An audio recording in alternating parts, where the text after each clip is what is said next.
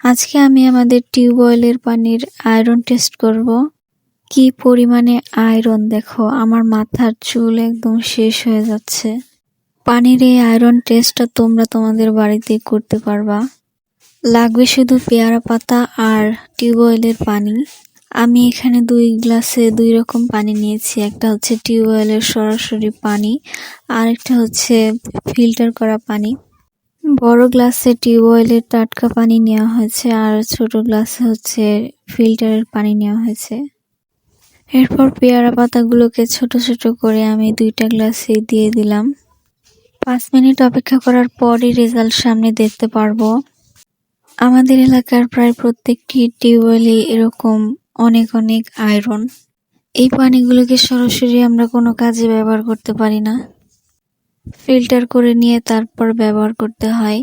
এই তো দেখো 3 মিনিটের মতো হয়ে গেছে। এখন পানির আয়রনের সাথে পেয়ারা পাতার রিয়াকশন শুরু হয়ে গেছে। দেখে একদম বুড়িগঙ্গা নদীর পানির মতো মনে হচ্ছে, তাই না? আচ্ছা, আয়রন আর আর্সেনিক কি এক জিনিস? আমার জানা নেই, তোমাদের জানা থাকলে আমাকে একটু প্লিজ জানাবা। আর্সেনিক তো অনেক বেশি ক্ষতিকর, কিন্তু আয়রন কি ততটা ক্ষতিকর? আমি টিউবওয়েলেই গোসল করি, আমার মাথার চুল একদম শেষ হয়ে যাচ্ছে। আমি পুকুরে গোসল করতে পারি না। এখন কি আর করা যাবে বলো, সব ধরনের কাজের জন্য পানি ফিল্টার করে নিতে হচ্ছে। তোমাদের টিউবওয়েল বা ট্যাপের পানি এভাবে পরীক্ষা করে দেখতে পারো, আর রেজাল্টটা কিন্তু অবশ্যই আমাকে জানাবা, কেমন?